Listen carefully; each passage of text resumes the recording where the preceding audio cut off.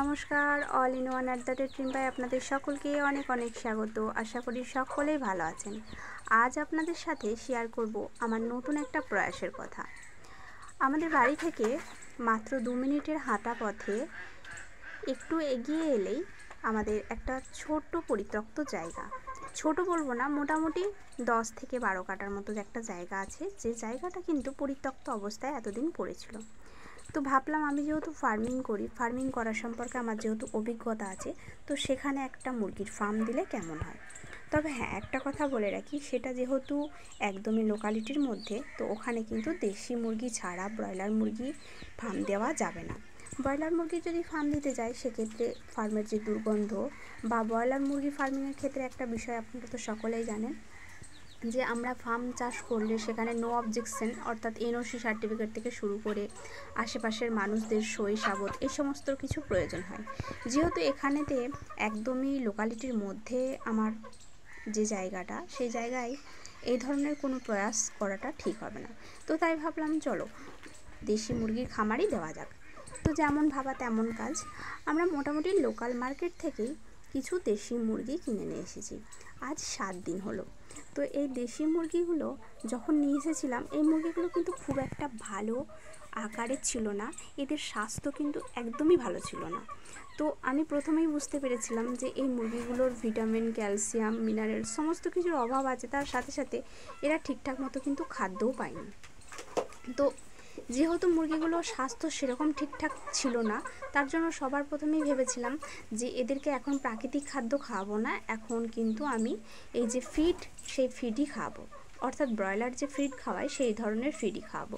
কারণ প্রথম বিষয় হলো, আমাদের ফার্মের কিন্তু আমাদের এই লাইনে যেহেতু প্রচুর ফার্ম আছে, আর তার সাথে সাথে এখানে কিন্তু ফিডের দামও অনেক কম, মোটামুটি 35 থেকে 40 টাকা কেজি দরে আমরা কিন্তু অ্যাভেলেবেল ফিড পেয়ে যাব। তো এর সাথে সাথে আপনাদের বাংলাদেশ লাইনে যেমন ফিডের প্রচুর দাম, প্রায় 60 টাকা 65 টাকা, এখানে কিন্তু ফিডটার দামও কম, আর ফিডের কোয়ালিটিও কিন্তু, গুণগত মানও কিন্তু অনেক ভালো। তো এর জন্য আমি প্রথমত ভেবেছি এই মুরগিগুলোকে মোটামুটি মাসখানেক মতো আমি কিন্তু কোনো রকম প্রাকৃতিক খাদ্য দেব না, অর্থাৎ চাল, গম বা ভুট্টা এই জাতীয় খাবারগুলো কিন্তু আমি দেব না। তো এর জন্য আমি মুরগিগুলোকে এই ফিডই খাওয়াচ্ছি। আর তাছাড়াও এই মুরগিগুলো যেহেতু এখন ডিম পাড়ছে, তো যেহেতু এরা অ্যাডাল্ট, সেহেতু এদেরকে এখন কিন্তু যে খাবারটা, সে খাবারের গুণগত মানটাও ভালো রাখতে হবে। তো মুরগি নিয়ে আসার পর প্রথমত আমি AD3 গ্রুপের কিছু মেডিসিন, যেগুলো আপনাদের বলি, সেই ধরনেরই একটা মেডিসিন দিয়েছি AD3 গ্রুপের, যাতে মুরগির ইমিউনিটির সাথে সাথে মুরগিটার যেহেতু ডিম পাড়ছে, সেহেতু মুরগিটার ডিম দেওয়ার মতো অ্যাবিলিটি তৈরি হয় বা শরীরের গঠন তৈরি হয় এবং মুরগিটা স্বাস্থ্যবান হয়। তার সাথে সাথে আমি ক্যালসিয়ামও দিয়েছি মুরগিটাকে। আর আপাতত বর্ষাকাল, যেহেতু বৃষ্টি হচ্ছে, তো যার জন্য আমার যেহেতু এই ফার্মটার একদম ব্রয়লার মুরগি ফার্মিংয়ের মতোই করা আছে, তো সেই কারণে আমি 4 সাইডে যে পর্দাটা দিয়ে দিয়েছি, যাতে ডাইরেক্ট যে বাতাস বা ডাইরেক্ট জলের ঝিট বা জলের ছিটা, সেগুলো যাতে ফার্মে না ঢুকতে পারে, তার জন্য। আর আমি কিন্তু এখন লিটার দিইনি, তার প্রধান কারণ হলো, যেহেতু বর্ষাকাল, লিটার দিলে লিটারটা এখন ভিজে মুরগিটা ঠান্ডা লেগে যেতে পারে। আর মুরগিটাকে কিন্তু আমি একটা মাচা করে দিয়েছি, যার উপরে উঠে স্বচ্ছন্দে রাত্রে মুরগি থাকতে পারে বা দিনের দিকেও থাকতে পারে। তো এর জন্য কিন্তু আমি এরকম মাচা তৈরি করে দিয়েছি। তো ভবিষ্যতে আমার প্রোগ্রাম আছে, আমার যে এরিয়াটা আছে, এই এরিয়াটা টোটালি ঘিরে দিয়ে একদম উন্মুক্ত অবস্থায় মুরগিটা চাষ করতে।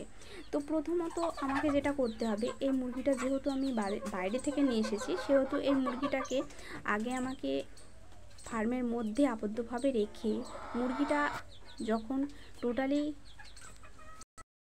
এই ঘরটা চিনে যাবে, তো তখনই আমি ছাড়তে পারবো, তার আগে ছাড়লে অন্যত্র চলে যেতে পারে। আর তার সাথে সাথে আপনাদেরকে একটু জায়গাটা দেখিয়ে দিই, অনেকটা বড় একটা প্লেস, প্রায় 12 কাঠা জায়গা এটা। তো এর সাথে সাথে এখানে বাগানও আছে ছোট করে একটা গাছপালার। তো এর জন্য আমি এখানটাতে ভাবছি পরবর্তীকালে এটাকে টোটালি প্রাচীর দিয়ে বা পরীক্ষা দিয়ে ঘিরে ফেলবো, ঘিরে একদম উন্মুক্ত অবস্থায় চাষ করব। তো দেখো, এই যে জাল দিয়ে ঘেরা আছে, যেহেতু আমি একটু গাছপালা লাগাতে পছন্দ করি আর তাছাড়া আমি বসে থাকতে পছন্দ করি না বাড়িতে, তো সেই কারণে এই যে জাল দিয়ে টোটালি জায়গাটাকে ঘেরা আছে। তো ভবিষ্যতে পরিকল্পনা আছে টিন কিংবা অন্য কোনো কিছু দিয়ে এই জায়গাটা টোটালি ঘিরে ফেলবো, যাতে করে পরবর্তীকালে অসুবিধা না হয় আর এই মুক্তভাবে ফার্মিং করতে। তো এটা প্রচুর বড় একটা জায়গা, একদমই ওই সাইডের এই যে বাগান, এই সমস্ত কিছুই কিন্তু আমাদের নিজস্ব। তো এই কারণে এখানে কিছু গাছপালা লাগানো আছে।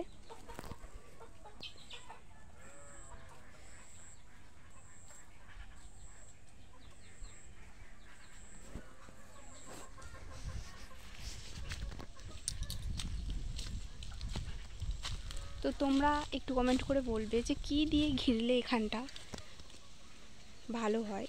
তো এটা অনেক বড় একটা প্লেস। আর এই যে আমার ঘরটা, আর এই যে দেখো চারদিকে যেহেতু লোকালিটি, সেহেতু এখানে কিন্তু ব্রয়লার মুরগি ফার্মিংয়ের জন্য কোনো রকমভাবে এখানে এনওসি অর্থাৎ নো অবজেকশন পাওয়া যাবে না। তো ধন্যবাদ, এখানেই ভিডিও শেষ করছি। আর ভিডিও যদি ভালো লাগে আর তোমাদের যদি দেশি ফার্মিং সম্পর্কে কোনো আইডিয়া থাকে অবশ্যই দিদির সাথে শেয়ার করবে। তো ধন্যবাদ, এখানেই আজকের ভিডিওটা শেষ করছি।